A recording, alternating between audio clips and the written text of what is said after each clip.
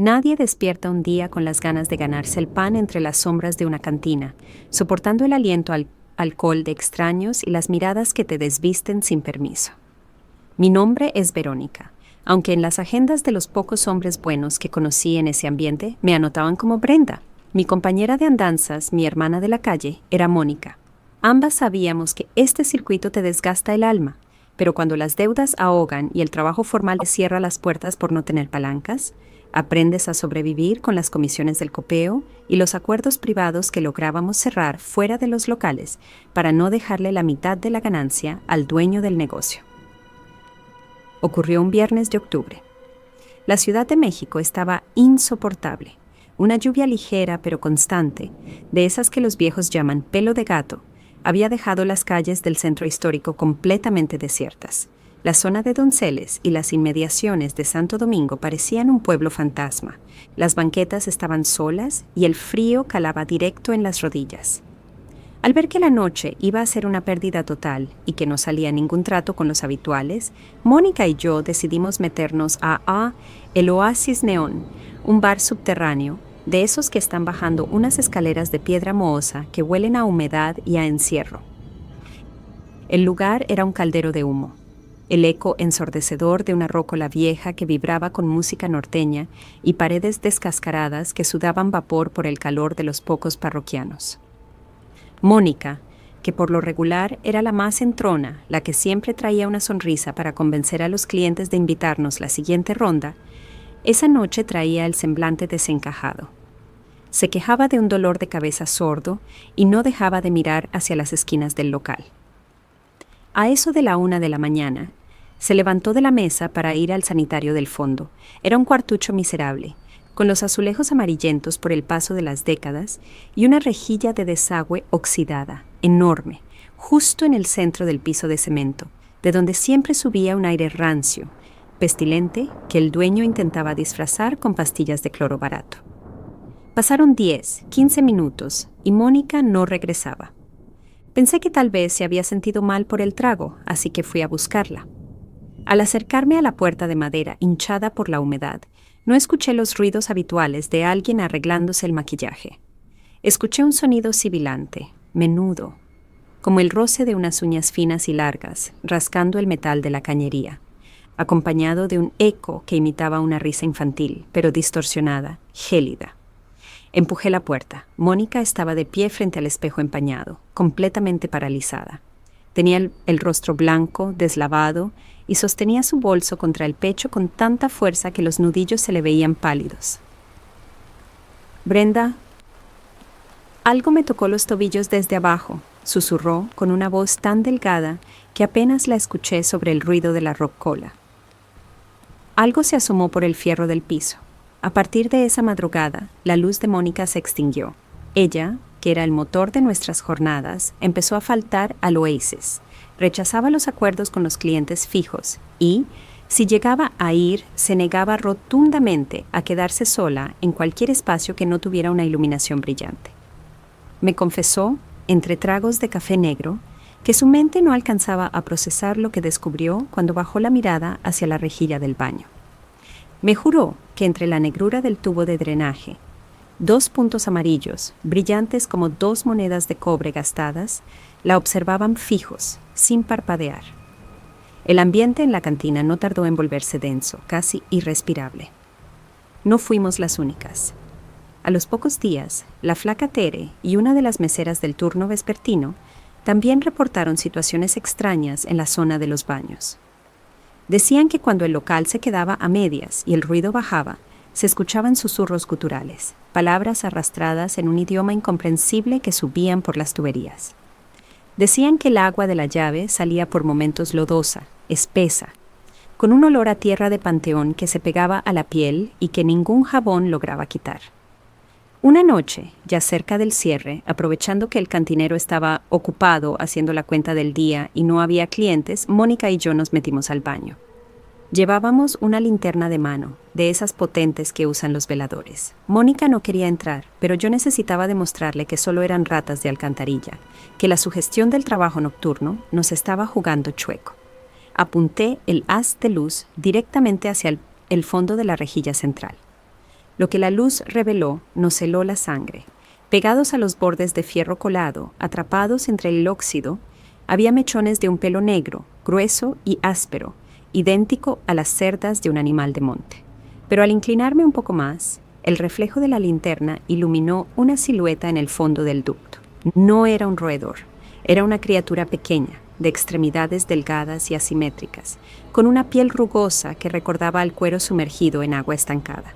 Tenía unas orejas largas, puntiagudas, y un rostro arrugado, viejo, que se retorció en una mueca espantosa, enseñando unos dientes menudos antes de escabullirse hacia las profundidades con una velocidad que desafiaba la gravedad.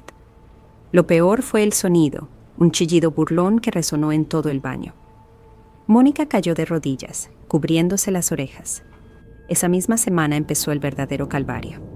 Me decía que ya no dormía, que en sus pocas horas de descanso sentía una presencia pesada sentada en la orilla de su cama. En sus sueños, un hombre de baja estatura, vestido con ropas antiguas, la llamaba desde la oscuridad, prometiéndole que si dejaba el asfalto y se iba con él al subsuelo, nunca más tendría que pasar hambre ni frío. Al despertar en las madrugadas, encontraba marcas oscuras, como pequeños dedos marcados a fuego en sus pantorrillas y brazos, marcas que tardaban semanas en desaparecer. La decadencia de mi amiga fue rápida, dolorosa de ver. Dejó de arreglarse, la comida le sabía a pura tierra, y pasaba las horas muertas en su cuarto de la vecindad, con la mirada perdida en los rincones del techo donde las humedades formaban manchas negras. Una madrugada de viernes, preocupada porque no había ido a trabajar en 3 días, fui a buscarla a su cuarto. La encontré sentada en el suelo de concreto, descalza, con una sonrisa vacía que me dio más miedo que la criatura del drenaje. Me miró con unos ojos que ya no parecían de ella. «Ya no tengo que preocuparme por la renta, Brenda», me dijo con un hilo de voz seco. «Él viene todas las noches, me trae cosas brillantes que saca de los túneles viejos de la catedral. Dice que las mujeres como nosotras somos suyas, porque la calle nos tira y ellos nos recogen. Solo me pide que no use la luz. Intenté convencerla de irnos de ahí, de buscar un médico o un sacerdote, pero Mónica ya no habitaba en este mundo. Su mente se había hundido en el pozo. 3 días después, cuando regresé con un familiar para sacarla a la fuerza de esa vecindad, la habitación estaba vacía. La puerta no estaba forzada, pero la ventana que daba al patio interior, justo arriba de un registro de agua abierto, estaba de par en par. Mónica no se llevó su ropa, ni su dinero, ni las fotos de su familia. Sobre la mesa de madera, rayada con una desesperación evidente, encontramos una nota escrita con una caligrafía torcida, que parecía hecha con la punta de una piedra o una uña rota. Ellos no compran nuestro tiempo como los hombres de la noche. Ellos se quedan con el alma. Están justo debajo de nuestros pies. El oasis neón cerró de manera definitiva apenas una semana después. Pusieron un letrero que hablaba de una supuesta falla estructural en los cimientos y problemas con el drenaje de la delegación, pero los que trabajábamos ahí sabíamos la verdad. Los dueños soldaron las trampas de grasa y las rejillas antes de abandonar el local porque los ruidos ya se escuchaban a plena luz del día en la cocina. Yo dejé las calles del centro histórico esa misma quincena. Conseguí un empleo mal pagado en una tienda de abarrotes en las afueras de la ciudad, prefiriendo el hambre antes que volver a pisar las banquetas húmedas del primer cuadro. Sin embargo, la factura que pagué es permanente. Vivo con una fobia que me destroza los días. No puedo caminar cerca de las coladeras de la banqueta, y el sonido del agua corriendo por las tuberías de mi propia casa me provoca ataques de ansiedad que me cortan la respiración. Sé perfectamente que Mónica no huyó por su propio pie para empezar una nueva vida. Fue cazada, consumida por una fuerza antigua que utiliza la marginación, el desamparo y el silencio de nuestro oficio como el anzuelo perfecto. A veces, cuando el tráfico de la gran ciudad se calla en las madrugadas y la lluvia vuelve a golpear mi ventana, juraría escuchar un rasguño constante bajo la duela de mi cuarto, una advertencia sutil de que el asfalto es solo una capa delgada que oculta al pedagog a los verdaderos dueños de la noche. Me llamo Estela. Si revisas los papeles legales de la notaría donde alguna vez intenté estudiar, ese es mi nombre. Pero en las banquetas donde el neón parpadea y la niebla de la capital se junta con el humo del tabaco, todos me conocen como Amanda. Llevo más de 2 décadas en este circuito nocturno, un asfalto hostil que te arranca la inocencia a mordiscos desde la primera semana. No entré aquí por gusto, nadie lo hace. Cuando tienes una madre enferma cuyos medicamentos cuestan más que un sueldo mínimo y un hijo que apenas empieza la secundaria, las opciones se reducen a nada. Aprendes a cambiar el orgullo por billetes. Con los años, desarrollas un sexto sentido. Sabes qué sujeto viene solo a desahogar sus penas hablando, cuál viene con el alma rota y cuál esconde un monstruo debajo del traje. En este negocio, la intuición no es un lujo, es lo único que te mantiene respirando antes del amanecer. La noche que me marcó de por vida ocurrió hace unos años, a finales de noviembre. El frío en la zona de Tlalpan, acá en el sur de la Ciudad de México, era de esos que te calan hasta los huesos. Pasadas las 11 de la noche, una camioneta negra, enorme, de vidrios polarizados que parecían espejos, se estacionó justo frente a la acera donde yo capeaba el temporal con un abrigo que ya no cubría nada. Vi cómo el conductor bajó la ventanilla apenas unos centímetros para hablar con la flaca y con la Wendy, 2 compañeras del rumbo. Ellas, tras escuchar un par de palabras, negaron con la cabeza, dieron un paso atrás con el rostro pálido y me señalaron a mí. El vehículo avanzó lentamente hasta quedar frente a mis botas. La portezuela se abrió y bajó un hombre de unos 60 años, impecable. Vestía un abrigo de lana gris que olía a loción cara y a tabaco de pipa. Tenía el cabello completamente cano, peinado hacia atrás con una fijación estricta, y unos ojos oscuros que no parpadeaban. Su mirada era una línea recta, fría, sin el menor rastro de la prisa o el nerviosismo común de los hombres a esa hora. Me dijeron que tú eres la que no se asusta con las sombras. Me dijo, con una voz gruesa, pausada, casi arrastrada. Busco a alguien con temple para un encargo especial esta misma noche. Es el cumpleaños de un familiar, un hombre mayor que por su precaria salud no puede salir de su cama. Quiero llevarle un momento de distracción, la compañía de una mujer que sepa callar y cumplir con el trato. No te dejes impresionar por su aspecto, la vejez es cruel. Antes de que yo pudiera poner una objeción, el sujeto metió la mano al abrigo y sacó un fajo de billetes de alta denominación. Eran nuevos, crujían. Me puso la mitad en la mano. Aquello triplicaba lo que yo ganaba en una semana completa de pasar frío en la avenida. El brillo del dinero borró cualquier alarma en mi cabeza. «Sube», sentenció. «El tiempo corre y el patrón no es muy paciente». Subí al asiento del copiloto. El interior de la camioneta olía a cuero viejo y a un aroma encerrado, como el de las iglesias antiguas. Tomamos la carretera libre hacia el Ajusco, adentrándonos en esa zona donde la ciudad se apaga y el bosque de pinos se traga la luz. Conforme subíamos, las luminarias públicas desaparecieron, reemplazadas por una niebla densa que apenas dejaba ver el camino. El trayecto transcurrió en un silencio absoluto, denso. El chofer manejaba con una tranquilidad que me erizaba la piel. No encendió el radio, ni una sola vez me miró de reojo. Solo miraba el camino, devorando los kilómetros de asfalto oscuro. Después de media hora de terracería, entramos a una propiedad privada protegida por una reja de hierro oxidado. En medio de la maleza crecida se alzaba una casona de 2 pisos, de esas construcciones de los años 50 con paredes de piedra volcánica y ventanas alargadas. Solo había una luz encendida en la planta alta, una bombilla amarillenta que parpadeaba débilmente. El lugar apestaba a abandono, a humedad persistente. El hombre detuvo el motor, pero no bajó. Se limitó a asegurar las puertas y volteó a verme por primera vez en todo el viaje.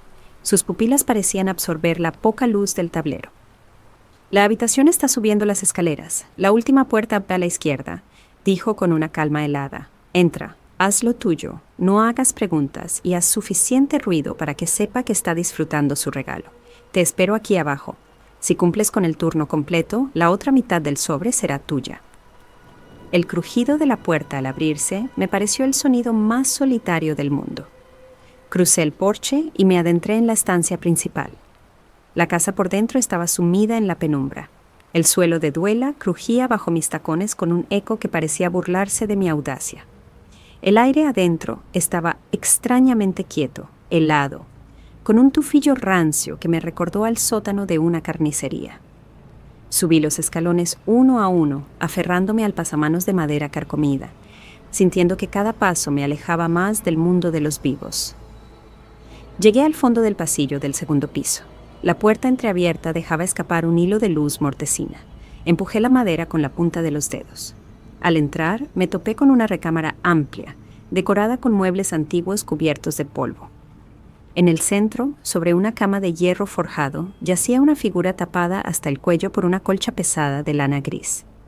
La silueta era rígida, angulosa, como si debajo de las cobijas hubiera una escultura de madera seca. «Buenas noches, jefe», dije, forzando esa voz sugerente y arrulladora que usamos para romper el hielo en el negocio. Ya llegó su regalo. Me dijeron que estaba cumpliendo años. No hubo respuesta, ni el sonido de una respiración, ni el más leve cambio de postura. Pensé que el viejo estaba profundamente dormido o demasiado débil por la enfermedad que mencionó el chofer. Me acerqué a la orilla del colchón. El olor ahí era insoportable. Un aroma metálico, rancio, mezclado con alcanfor y algo podrido que intentaba ocultarse inútilmente.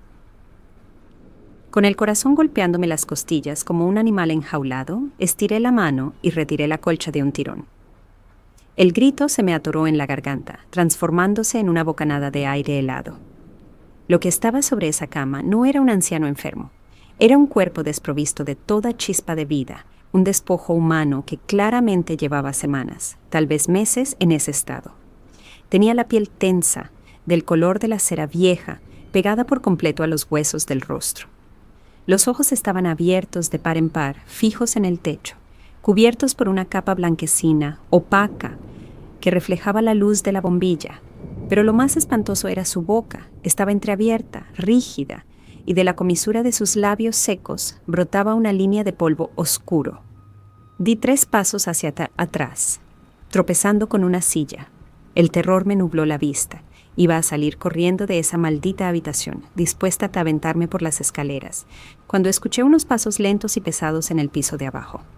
El chofer caminaba por la sala. Luego, su voz resonó desde la base de la escalera, amplificada por el vacío de la casona. «¿Todo bien allá arriba, Amanda? No escucho que estén celebrando. El patrón pagó por un trabajo completo. No me hagas subir». En ese milisegundo entendí la realidad de mi situación. Estaba en medio del bosque, incomunicada, atrapada en una casa de muerte con un loco que custodiaba el secreto de lo que fuera que estuviera pasando ahí. Si bajaba gritando o intentaba huir, jamás regresaría a la avenida. Nadie me buscaría. Para el mundo, las mujeres de la noche somos invisibles. Tragué saliva, sintiendo la boca seca como la arena. Tuve que hacer acopio de una fuerza que no sabía que existía en mí. «Sí, todo bien», grité hacia el pasillo, forzando una risa falsa, una carcajada que sonó histérica en mis propios oídos. «Solo que el cumpleañero es un poco tímido, pero ya nos estamos entendiendo». Me acerqué de nuevo a la cama, temblando de pies a cabeza, con las lágrimas rodando por mis mejillas. Pasé los siguientes 15 minutos escenificando la farsa más macabra de mi existencia.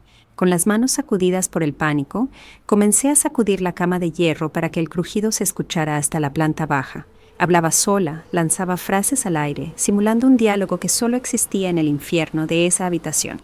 En un momento de desesperación, tuve que mover una de las extremidades rígidas del cuerpo para cambiarlo de posición.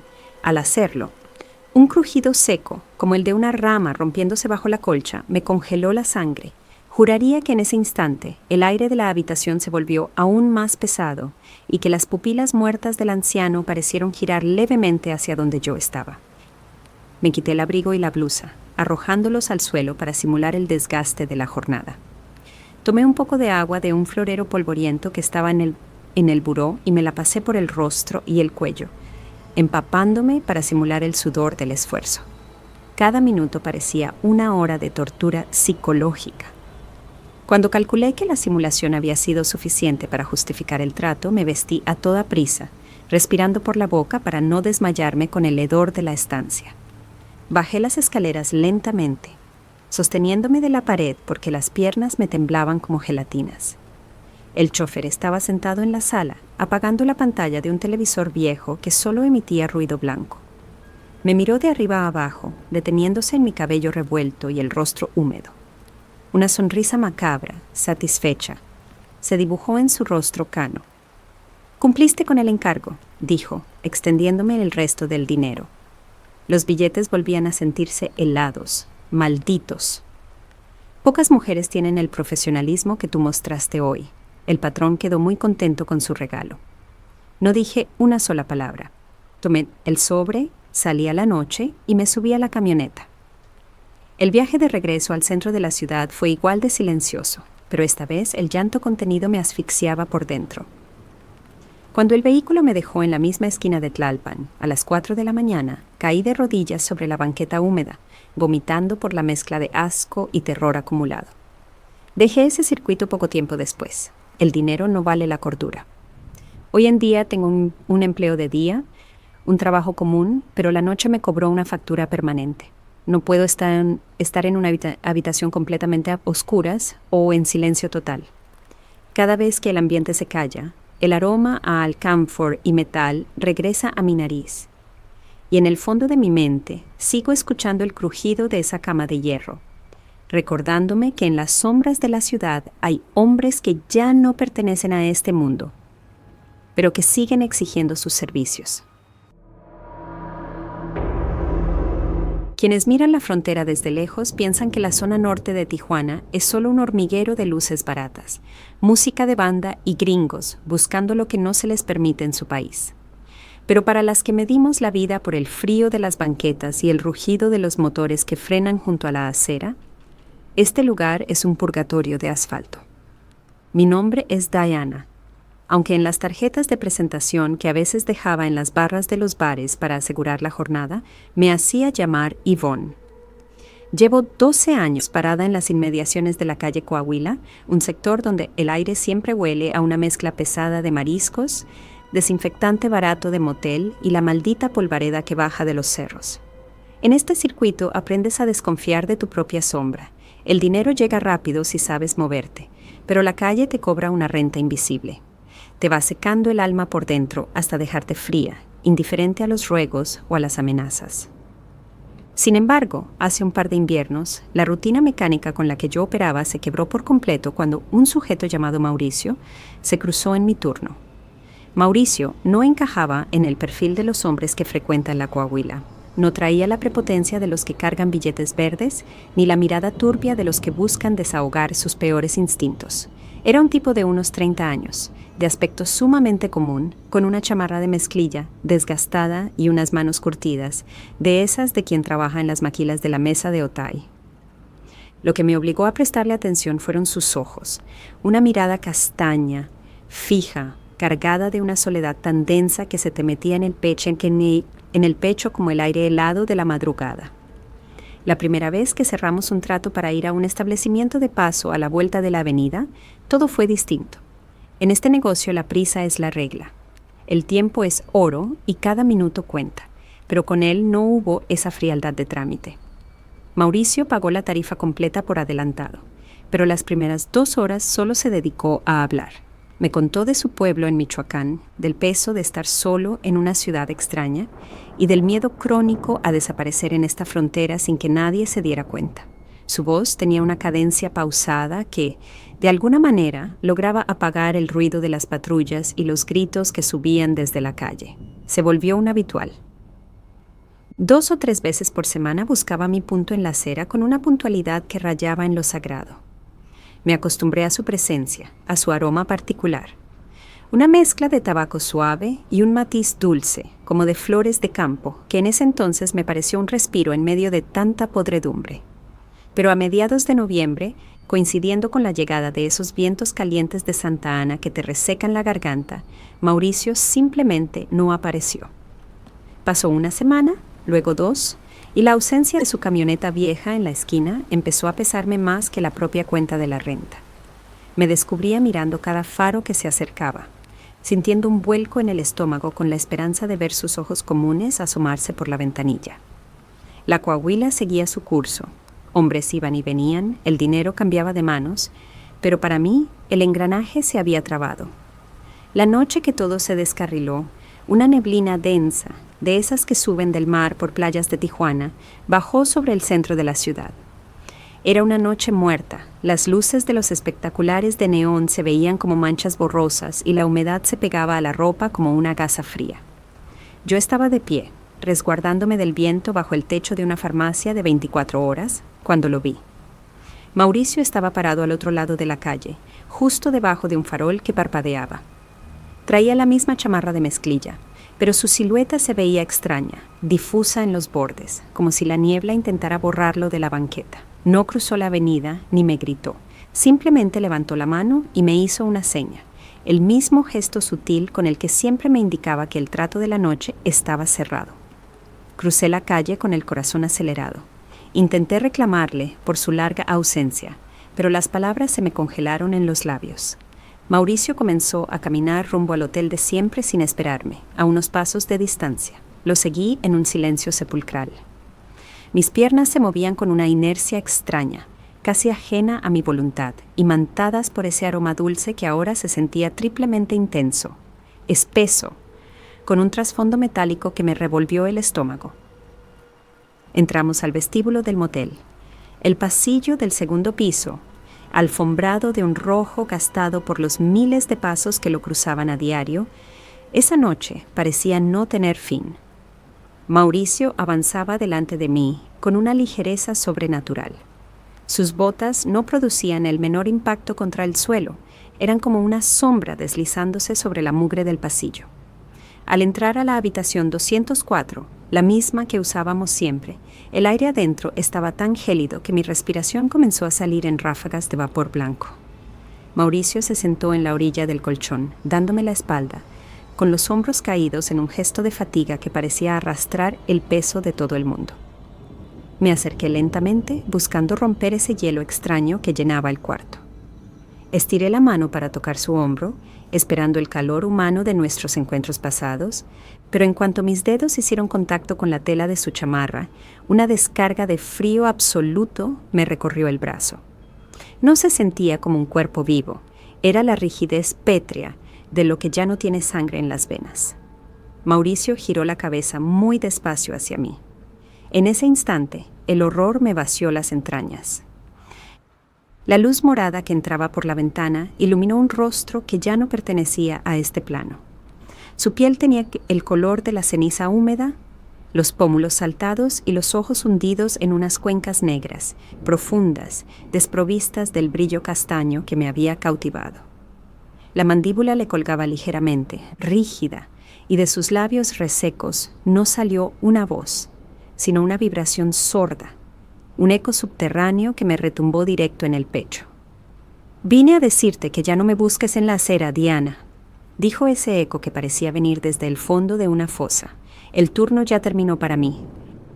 El pánico me clavó los tacones al piso. Quise gritar, quise correr hacia la puerta y pedir auxilio al encargado, pero los músculos no me respondían. Me quedé ahí como testigo forzado de una disolución espantosa. Ante mis ojos, la figura de Mauricio comenzó a desmoronarse. No desapareció como un fantasma de película. Fue un proceso lento, puramente físico y real. De las mangas de su chamarra y de los pliegues de su rostro empezaron a desprenderse terrones de tierra seca. Un polvo grisáceo y opaco que fue cubriendo la colcha del motel con un rastro fúnebre. En menos de un minuto, el cuerpo se deshizo por completo, dejando sobre la cama únicamente un montón de tierra negra y un frío maldito que se quedó impregnado en las paredes del cuarto.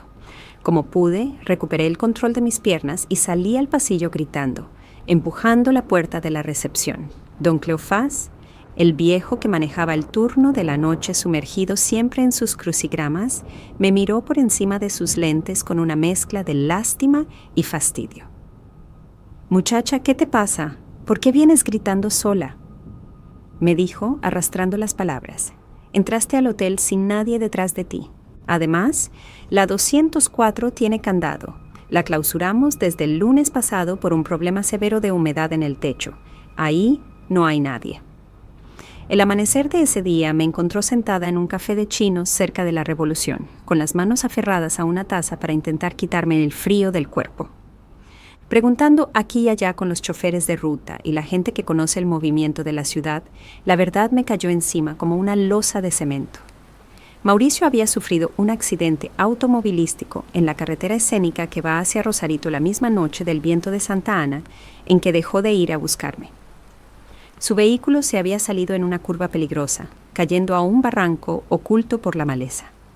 El reporte de la policía ministerial indicaba que el impacto le había quitado la vida al instante, pero el coche permaneció desaparecido 3 días hasta que unos rescatistas locales avistaron el metal entre las rocas. Eso significaba que el hombre que me había ido a buscar al hotel, el que caminó delante de mí por el pasillo de la Coahuila, no era más que el residuo de una voluntad que se negaba a marchar al descanso eterno sin despedirse del único rincón del mundo donde había encontrado un poco de afecto y comprensión.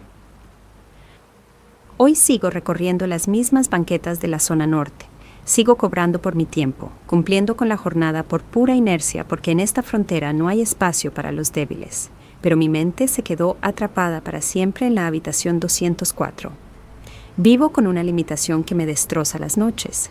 No puedo entrar a ningún cuarto sin revisar obsesivamente que el suelo esté limpio de polvo y evito mirar a los ojos de los hombres que frenan frente a mí, con el pánico constante de que el siguiente cliente sea otra alma en pena que viene de los barrancos de la carretera, buscando un último momento de calor antes de convertirse en tierra.